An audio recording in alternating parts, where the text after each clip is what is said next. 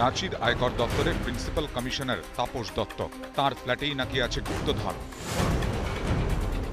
এই গুপ্তধনের খুঁজেই আলিপুর ও সল্টলেকের ফ্ল্যাটে হানা দেয় CBI. 19 B Alipore road, HB 12-1 Anandamayi housing, Salt Lake. বুধবার সকাল থেকে দুটি ফ্ল্যাটেই একযোগে শুরু হয় তল্লাশি। আলিপুর রোডের ফ্ল্যাট ভাড়ায় দিয়েছিলেন তাপসবাবু।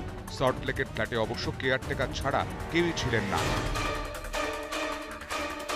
প্রায় 5 ঘন্টা তল্লাশির পর গুপ্তধনের বহর দেখে সিবিআই অফিসাররাও। বলিউডি ছবির ধাঁচেই বহু কোটির ধন লুকিয়ে রেখেছিলেন আয়কর কর্তা।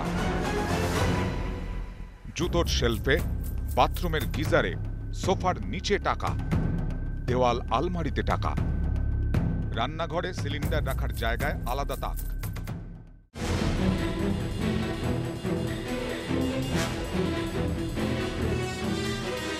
টাকা গুনতে পাশের ব্যাংক থেকে টেলার মেশিন আনতে হয় সিবিআইকে। সল্টলেকের ফ্ল্যাটে 4 কোটি, আলিপুরের ফ্ল্যাট থেকে উদ্ধার 1.5 কোটি। উদ্ধার 5 কেজি সোনার গয়না।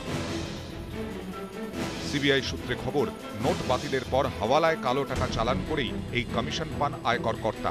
দুপুরের পর রাঁচি থেকে গ্রেফতারও করা হয় তাপসবাবুকে। গত বছর বালি পুরসভার ইঞ্জিনিয়ারের বাড়ি থেকে এভাবেই উদ্ধার হয় প্রায় 21 কোটি টাকা। অনেকটা সেভাবেই টাকা লুকিয়ে রেখেছিলেন শীর্ষ আয়কর কর্তা।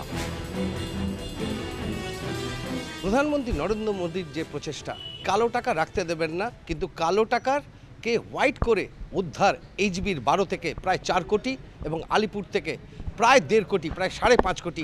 সেই সময়ে কিন্তু তারা বিভিন্ন জায়গায় তারা অভিযান চালায় এবং যে সংখ্যক টাকা তারা উদ্ধার করে তা সম্পূর্ণ কিন্তু তারা দেখাননি। সেই টাকাকে তারা হোয়াইট করে তাদের বাড়িতেই কিন্তু এইভাবে লুকিয়ে রেখেছিল।